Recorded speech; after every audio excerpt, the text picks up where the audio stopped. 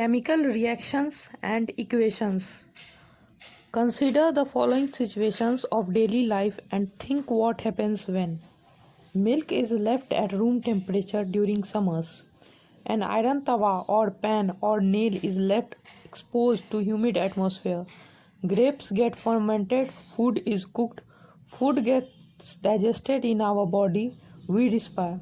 In all the above situations, the nature of and the identity of the initial substance have somewhat changed.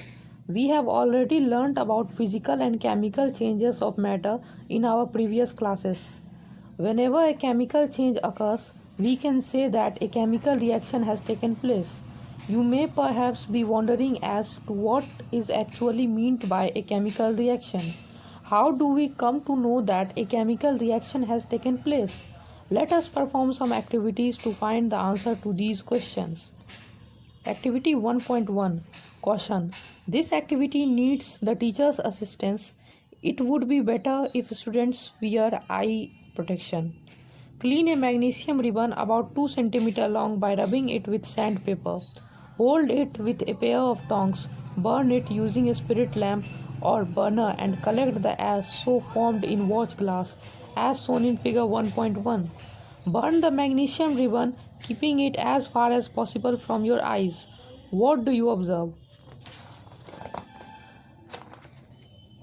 You must have observed that magnesium ribbon burns with a dazzling white flame and changes into white powder.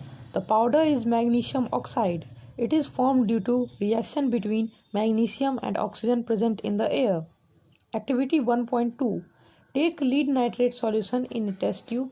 Add potassium iodide solution to this. What do you observe? Activity 1.3 Take a few zinc granules in a conical flask or a test tube. Add dilute hydrochloric acid or sulfuric acid to this. Caution. Handle the acid with care. Do you observe anything happening around the zinc granules? Touch the conical flask or test tube. Is there any change in its temperature?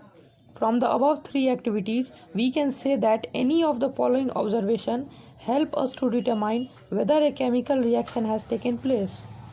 Change in state, change in color, evolution of a gas, change in temperature. As we observe the changes around us, we can see that there is a large variety of chemical reaction taking place around us. We will study about the various types of chemical reaction and their symbolic representation in the chapter.